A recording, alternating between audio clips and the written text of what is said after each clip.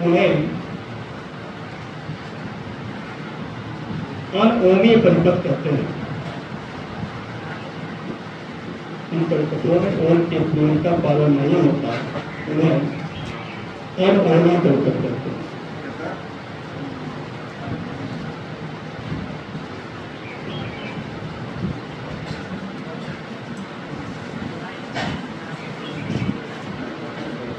हो गया? जैसे टॉर्च के बल्ब का परिपथ, टॉर्च के बल्ब का परिपथ, इसका उदाहरण पूछा जाता है। टॉर्च के बल्ब का परिपथ हो गया। डायोड वाल्व का परिपथ, डायोड वाल्व का परिपथ, डायोड वाल्व का परिपथ, ट्रायोड वाल्व का परिपथ,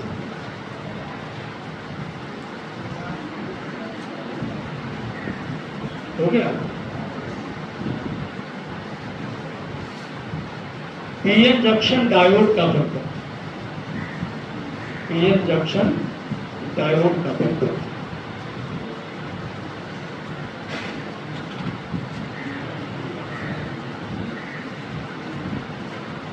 नीचे से फिर लिखेंगे। और ओमी परिपथों में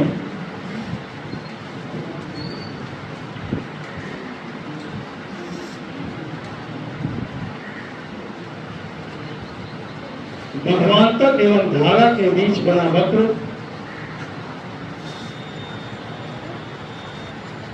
और ओमी परिपथों में विभवांतर एवं धारा के बीच बना वक्र सीधी रेखा में प्राप्त नहीं होता।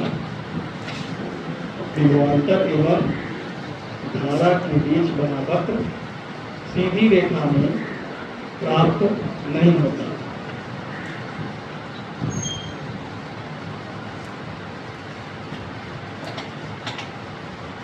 हो गया?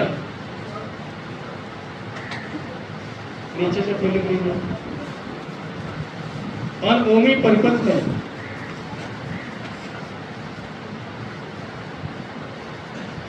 प्रतिरोध, अनओमी परिपथ में प्रतिरोध गत्यात्मक प्रतिरोध कहलाता है।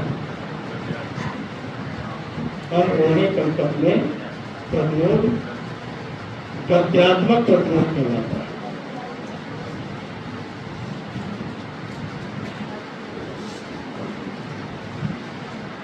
गत्यात्मक प्रतिरोध कहलाता है। हो गया? नीचे से लिखेंगे।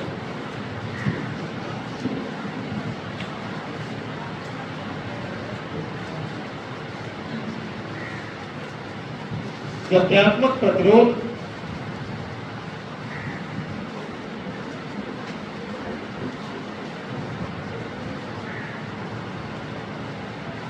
विभवांतर में अल्प परिवर्तन या विभव में अल्प परिवर्तन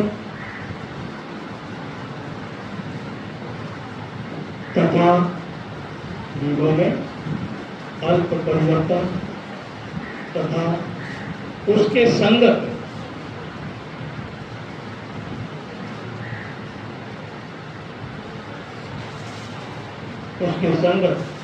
धारा में अल्प परिवर्तन के अनुपात के बराबर होता है। धारा में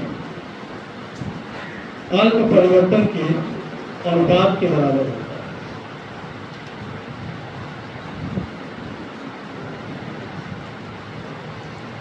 उसके संगत धारा में अल्प परिवर्तन के अनुपात के बराबर होता है। समझ गए? गत्यात्मक प्रतिरोध R बराबर delta V upon delta I। समझे? अब अब ग्राफ में आ जाइए। ये देखो धारा में यहाँ से यहाँ तक परिवर्तन है, ये क्या है? डेल्टा है। अब इसके संगत विभव में परिवर्तन देखो, ये है डेल्टा वी, तो ये डेल्टा वी हो गया और ये डेल्टा आई हो गया। यहाँ से हमने ए से बी तक लिया था, ये हमने सी बना दिया। समझ गए? तो अल्प परिवर्तन जो हम लेंगे, ये इसलिए कहा गया था, ध्यान से देखिएगा। ये हमने एक ऐसे वक्र रेखा बनाया और ये हमने सीधी रेखा बनाया था। तो इसका अब हम इतना बड़ा सा पार्ट अगर ले लेते हैं तो स्पष्ट दिखाई दे रहा है कि ये वक्र रेखा है और ये सीधी रेखा है। लेकिन बहुत छोटा पार्ट अगर हम ले लेते हैं, इतना छोटा सा पार्ट, और इसमें से भी इतना छोटा सा पार्ट ले लेते हैं, तो जिसने इसको देखा नहीं था, इन दोनों को दिखाकर पूछा जाए कि इसमें से कौन वक्र वाला है, कौन सा सीधी रेखा वाला है, तो क्या बता पाएगा? मतलब क्या हुआ? बहुत छोटा भाग जब लेंगे तो वह सीधी रेखा जैसे दिखाई पड़ेगा। तो ऐसे भाग की बात ये हो रही है। तो ऐसे केस में जो वक्र की ढाल है वही प्रतिरोध होता है। आप इसको पहले देख चुके हैं, जहाँ पर सीधी रेखा में मिलता है यहाँ वक्र की ढाल ही क्या होता है? प्रतिरोध होता है। तो यहाँ पर ये tan अल्फा इक्वल टू ये होगा लंब बटे आधार, तो यही बन जाता है AC अपान AC, यानी वक्र की सहायता से ही प्रत्यावर्त प्रतिरोध का मान ज्ञात कर लिया जाता है। तो इस पर भी सवाल पूछा गया है। अब आप पाएं चाहे ना पाएं, ये आपकी जिम्मेदारी है, ठीक है ना? जल्दी कर जाइए। ये पूछा गया है 2023 में ही पूछा गया क्वेश्चन। ओमी तथा अनोमी परिपथों से क्या समझते हैं? आप देख लीजिए, आंसर पेपर निकाल के देख लीजिए, लेकिन कल से आज तक कुछ नहीं बोल पा रहा है। जल्दी करिए।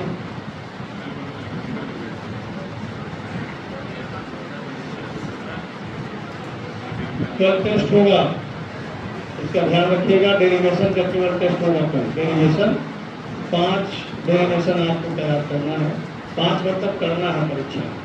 कोई शुल्क दे नहीं है, अपनी कॉपी में से पेज फाड़ेंगे और उसको पहले ही से कॉपी बना के रखेंगे, घर से ही बना के ले आएंगे, बाकी कुछ लेके नहीं आएंगे।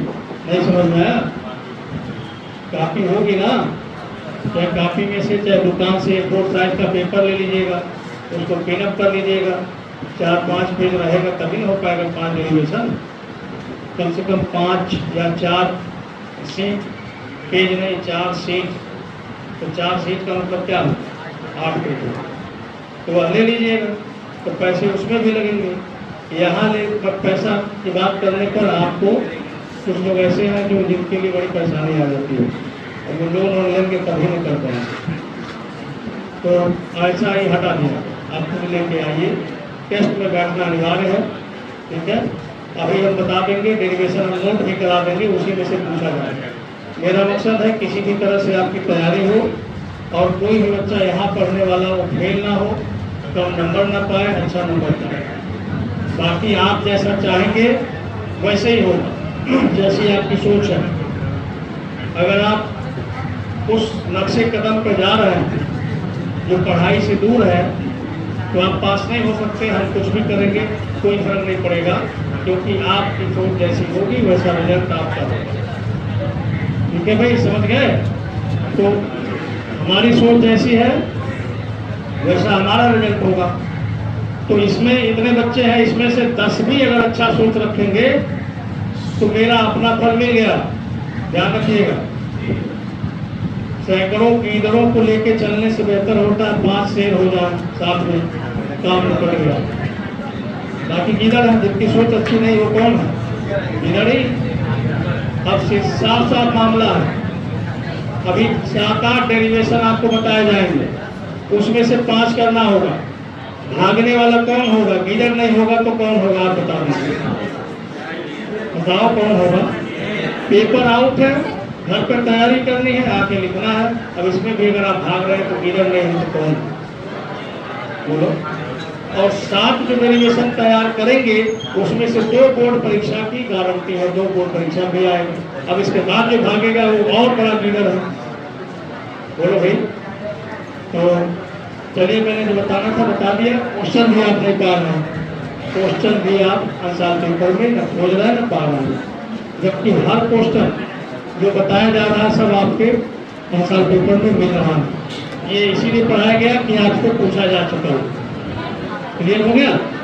चलिए आगे बढ़ते हैं। अब लिखिए, मुक्त इलेक्ट्रॉन मॉडल द्वारा ओम के नियम का सत्यापन।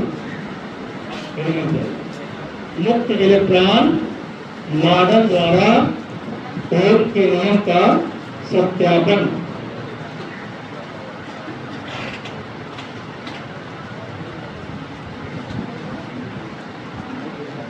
मुक्त इलेक्ट्रॉन मॉडल द्वारा ओम के नियम का सत्यापन। जैसा वो सुनो तो मैं बुलाओ तो उसको अंशिका को बुला लो, वार्षिक बुलाओ। रिजल्ट बाकी विषय में क्यों नहीं आया अभी तक? फिजिक्स हो गया, मैथ हो गया, केमिस्ट्री और सब हो गया, तो रिजल्ट सब हो गया ना। तो फिर कल टेस्ट होगा, उसका रिजल्ट भी मंडे ट्यूसडे तक आ जाएगा। तो टेस्ट होगा तो तुरंत रिजल्ट आएगा। और उसके बाद देखो दो चीज़ें, अगर आपको टेस्ट में कोई ऑब्जेक्शन हो तो उसको भी क्लियर कर लीजिए। दूसरा, कोई क्वेश्चन अगर नहीं आ रहा है तो संबंधित टीचर से पूछ के क्लियर कर लीजिए, ये आपके लिए लगा लीजिए। ठीक है, चलिए आपने लिख दिया। मुक्त इलेक्ट्रॉन मॉडल द्वारा ओम के नियम का सत्यापन। ठीक है ना, लिखिए। Verification of Ohm's law with the help of free electron model. माना एक चालक का अनुप्रस्थ परिच्छेद कैपिटल ई,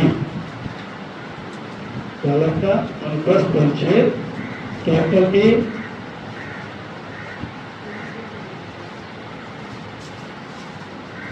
उसमें मुक्त इलेक्ट्रॉन घनत्व स्मॉल,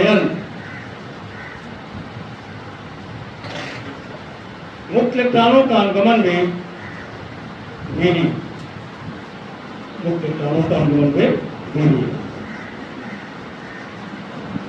हो गया।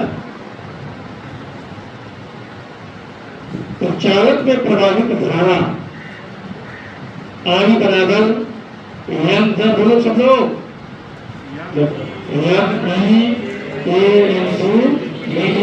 अब कितने लोग बोले? वो जो मैंने बताया, अभी मैंने समझाया, 100 गिरोह से बढ़िया 5 से। जो बोल रहा है वो कौन है, जो नहीं बोल रहा है वो कौन है, आप समझ सकते हैं। तो अपने आप को ठीक करो। काफी सबके पास है, पढ़ाई सबने किया है, लेकिन सोच जैसी है वैसे ही आप होंगे। आपकी सोच गिदड़ वाली है तो गिदड़ होंगे। कल पढ़े थे तो फर्ज याद होना चाहिए ना, और नहीं भी याद है तो आपके पास काफी पड़ी है, तुरंत देखते तुरंत बोलते। तो आज के लिए नहीं तो लेकिन कल के लिए तो फिर याद हो जाता है आपको। लेकिन आपकी सोच है ये आपको याद ही नहीं करना है। तो ये हो गया आपका क्वेश्चन नंबर 10।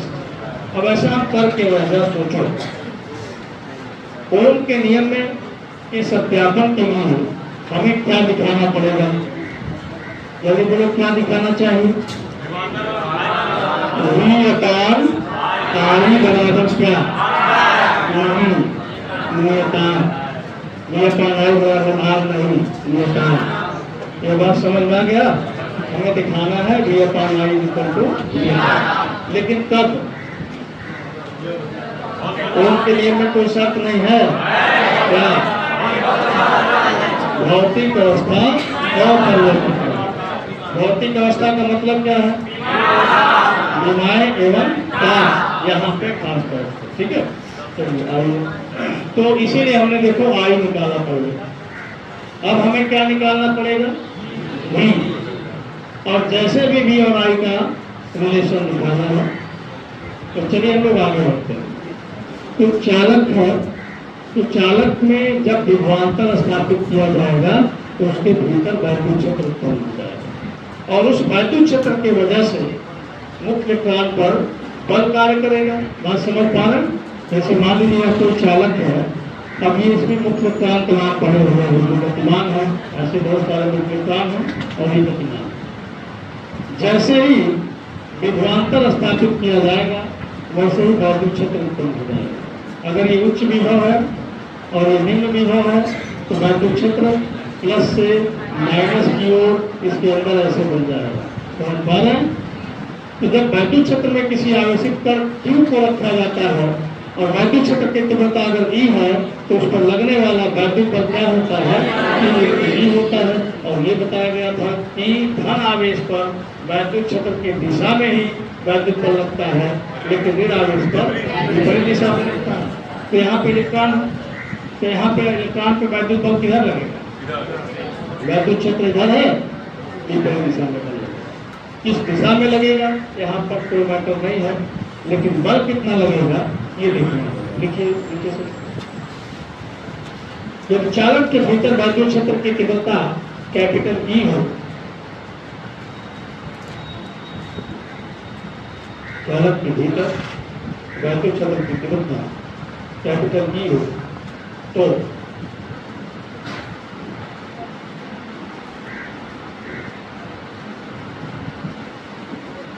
मुक्त इलेक्ट्रॉन पर वैद्युत बल,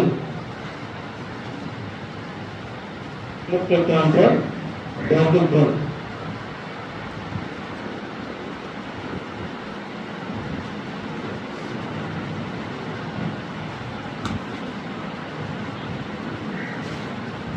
कैपिटल या समीकरण,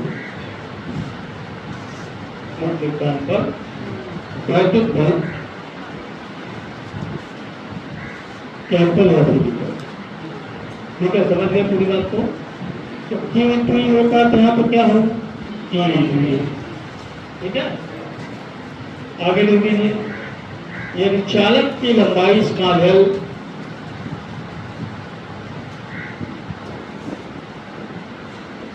तथा विभवांतर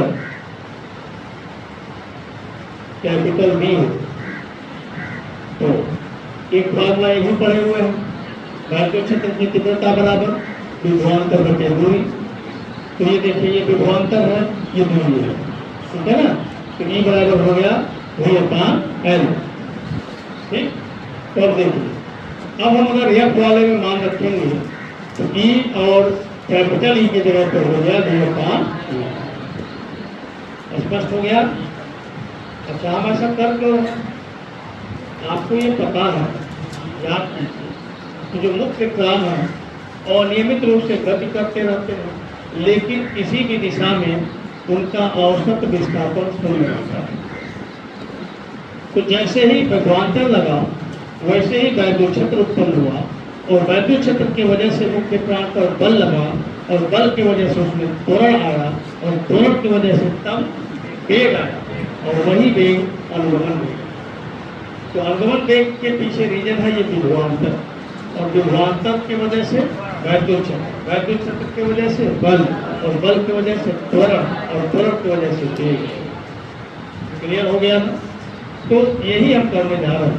हमने बल तक ज्ञान कर दिया, देखो शुरू कहाँ से हो, वैद्युत क्षेत्र की तीव्रता, पहले विभवांतर है तो वहाँ से वैद्युत क्षेत्र आया, और वैद्युत क्षेत्र की वजह से बल आया, तो बल का मान विभवांतर के पदों में आ गया सीधे सीधे, क्योंकि विभवांतर हमने लगाया।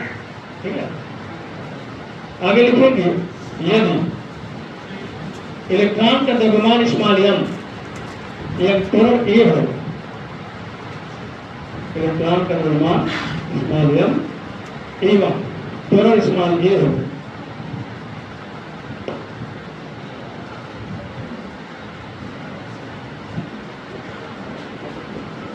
तो अब देखो, आपको पता है कि बराबर क्या होता है, यानी A।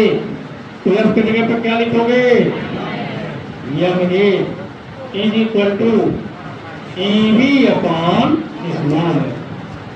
समझ गए पूरी बात को। अब यहाँ से आ जाएगा A बराबर EV/L। क्या बन गया आपका, A बराबर EV/L, समीकरण नंबर। ठीक है ना। तो मुक्त इलेक्ट्रॉन किस त्वरण से त्वरित हो गए ये पता चल गया। अब हम निश्चित दिशा की बात कर रहे हैं, किसी निश्चित दिशा में उनके पास कोई वेग नहीं है, ठीक है ना। तो निश्चित दिशा की हम बात कर रहे हैं। तो देखिए, अब चालक ऐसे बना था मालूम है, तो चालक के लंबाई की ऑर्बिस यहाँ पे गति हुई अनुगमन वेग की वजह से। अब अनुगमन वेग मिला के वजह से मान लो एक इलेक्ट्रॉन की बात कर रहे हैं, तो इस चालक के दिशा में उसका जो वेग है वो 0 है, भले ही चल रहा है लेकिन चालक की लंबाई के अनुसार से उसका कोई डिस्प्लेसमेंट नहीं है। तो फिर उसका वेग पहले से चालक के अनुदिश 0 है, फिर उसे त्वरण मिल गया और त्वरण से उसके पास वेग आ गया। तो अगर किसी कण के पास प्रारंभिक वेग 0 है तो कुछ समय के बाद उसका वेग कितना होगा, ये कैसे पता चलेगा? गति के पहले समीकरण का हम यूज करेंगे v बराबर u प्लस टी, है ना, इसी का हम यूज करेंगे। क्लियर? तो आगे लिखेंगे, यदि श्रांत काल टाउ है, श्रांत काल टाउ है, तो अब आइए v की जगह पर अंतिम वेग उसका क्या है, जिस वेग को उसने प्राप्त किया है, तो vd को उसने प्राप्त किया है। u प्रारंभिक वेग है, औसत उसमें वेग किसी भी दिशा में 0 है, प्लस a और समय क्या है, श्रांत काल है। तो इस तरह से हमें मिला vd equal to a into tau. ठीक है, अब हम समीकरण 2 का यूज कर लेंगे इसमें, तो vd का मान निकल कर आया Eb अपान ml इंटू टाउ, और ये बन गया समीकरण नंबर 3 बनेगा ना। तो समीकरण 1 और 3 से, ठीक है भाई, समझ गए? एक को जरा ध्यान से देखिए, एक से हम vd का मान निकाल सकते हैं I upon NE into E, समझ गए? और वह मान रख दिया जाए यहाँ। तो क्या रखेंगे, I upon NE into E, ठीक है, बराबर Eb अपान ml इंटू टाउ। हमें क्या चाहिए था, v अपान I चाहिए था, यहीं से v अपान I निकाल लीजिए। तो यहाँ पर v है और यहाँ पर I है, सबसे पहले हम v अपान I कर दिए, बाकी को गलत करते हैं। जो भी v से गुणा करने वाले हैं वो सब नीचे जाएंगे, और जो I से गुणा करने वाले हैं सब नीचे जाएंगे। I से गुणा करने वाला ये है, कौन है, ml है। तो ml ही केवल ऊपर रख पाएगा क्योंकि I से गुणा कर रहा है, और जो v से गुणा कर रहा है वो सब नीचे जाएगा। ठीक है, v से गुणा करने वाला ये कौन कौन है, n है, E गुणा करके E स्क्वायर बन गया, A हो गया, और ये है v अपान I का मान। अब आइए, अब हम यहाँ लिखेंगे भौतिक अवस्था नियत रहने पर, भौतिक अवस्था अपरिवर्तित रहने पर, ठीक है, अपरिवर्तित रहने पर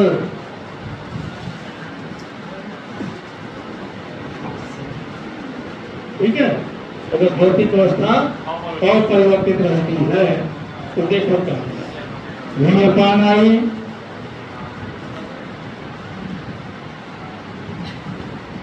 अब इसमें भौतिक अवस्था का मतलब जानते हैं, डायमेंशन एंड टेम्परेचर। तो डायमेंशन यहाँ देखो, यह क्या है, डायमेंशन में आता है लंबाई, एरिया भी डायमेंशन में आता है।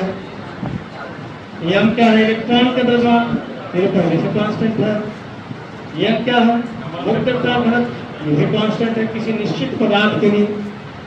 e क्या है, एक इलेक्ट्रॉन पर आवेश है, फंडामेंटल चार्ज है, ये भी कांस्टेंट है।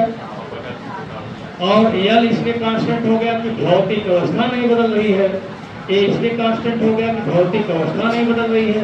टाउ किस पर डिपेंड करता है, टेम्परेचर पे आपको पहले बता दिया गया, तो ताप नहीं बदलने की वजह से टाउ भी कांस्टेंट हो गया, तो ये पूरा का पूरा कांस्टेंट हो गया। भौतिक अवस्था अपरिवर्तित रहने पर ml अपान यानी स्क्वायर एक इंटू टाउ बराबर पूरा का पूरा क्या हो गया, निर्माण हो गया। और इस वजन का भी भरपूर यूज हो जाता है न्यूमेरिकल वगैरह में, ठीक है। अब क्या, तब ऐसे केस में V अपान आई बराबर क्या हो गया, जब ये पूरा नियतांक हो गया तो ये बराबर हो गया नियतांक। और आगे आपको लिखना होगा, यही ओम का नियम है। तो डेरिवेशन में कोई परेशानी हो तो बता दीजिए, और इम्पॉर्टेंट भी है, अच्छे याद रखिए।